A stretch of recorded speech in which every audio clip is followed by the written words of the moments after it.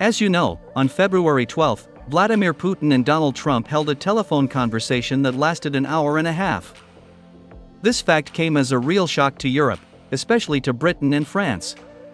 While European leaders were preparing for the Munich Security Conference, calling for a resolution of the Ukrainian crisis without Russia's participation, US President Donald Trump called Vladimir Putin and discussed the future fate of Ukraine with his Russian counterpart. Of course, the phone conversation between Trump and Putin can be considered a victory for the Russian leader and the humiliation of Europe, which, with its short-sighted policies, has completely lost respect and influence on the world stage.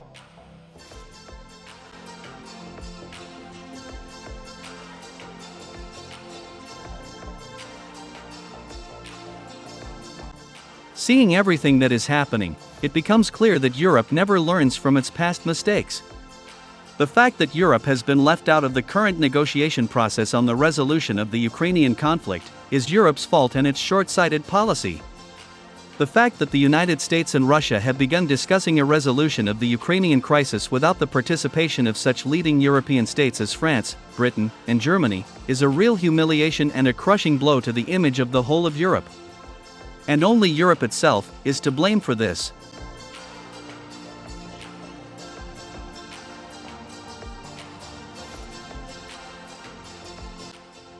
My dear truth seekers, let me remind you that in September 1939, it was the short-sighted policies of European countries, including Britain, that led to the outbreak of World War II. And now, 86 years later, Russia and the United States will once again eliminate this another mess in Europe, as they did in 1945, at the Yalta Conference. Back then, Winston Churchill admitted that Britain did not decide anything at this conference, and that the fate of Europe was entirely in the hands of Russia and the United States. Later in his memoirs, Winston Churchill admitted that he felt like a small and defenseless donkey between a huge Russian bear and an American buffalo, at the Yalta Conference and during conversations at Tehran. However, if in the 1940s, Russia and the United States invited Britain to negotiations, to create the illusion of Europe's presence during crucial decisions, now in the 21st century, Americans and Russians have chosen to exclude European countries from resolving the current conflict in modern Europe.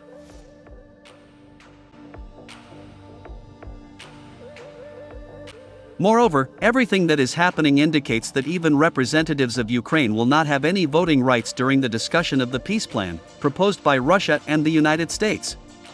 Representatives of the Ukrainian authorities will be present at the talks only to agree and accept the decision that Washington and Moscow will make.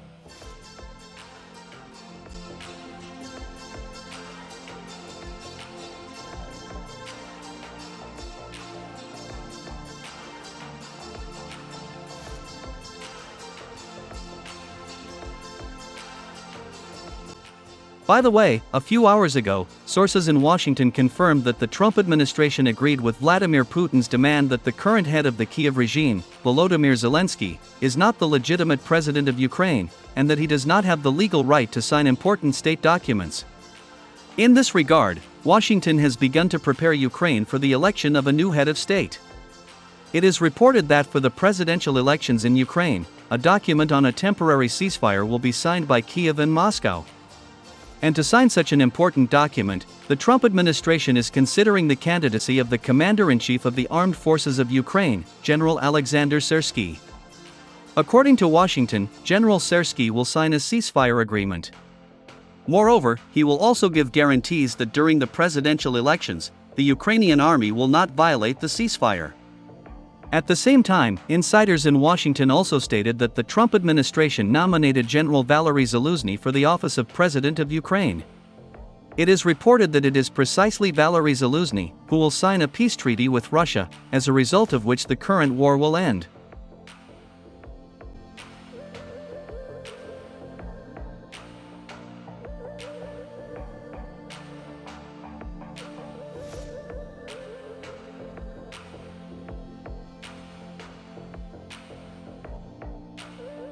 Moreover, the Trump administration has admitted that according to this peace treaty, Ukraine will have to lose its territories in any case. In particular, the special envoy to Ukraine, Keith Kellogg, acknowledged that Ukraine would lose a significant part of its territory. At the same time, he stressed that Western countries would not be obliged to recognize these territories as part of the Russian Federation. Moreover, on February 11, during an interview with Fox News, US President Donald Trump did not rule out that the whole of Ukraine could become part of Russia, and that in this regard, he intends to return all the money of American taxpayers invested in the Kyiv regime. Hundreds of billions of dollars, and they may make a deal, they may not make a deal, they may be Russian someday, or they may not be Russian someday, but we're going to have all this money in there, and I say, I want it back. And I told them that I want the equivalent, like $500 billion worth of rare earth, and they've essentially agreed to do that. So at least we don't feel stupid.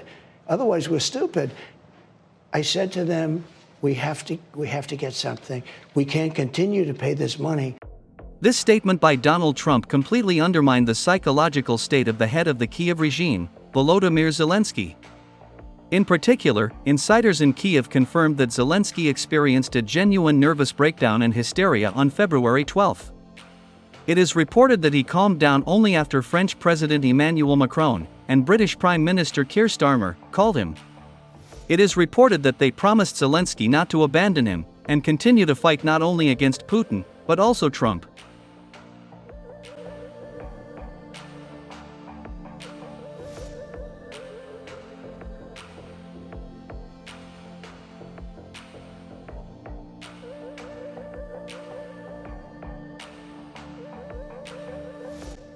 Moreover, the next day, French President Emmanuel Macron officially declared that Donald Trump's contacts with Vladimir Putin are a real betrayal on the part of the United States, and that in this regard, Europe should take its future and the future of Ukraine into its own hands.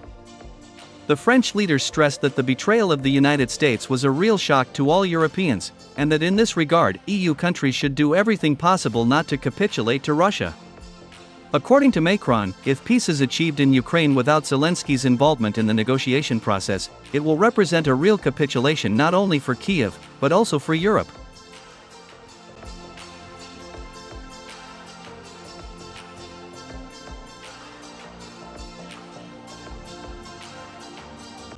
Against this backdrop, Zelensky decided to disrupt Trump's peace initiatives. This dead man walking intends to continue fighting with the support of Paris, London, and Brussels.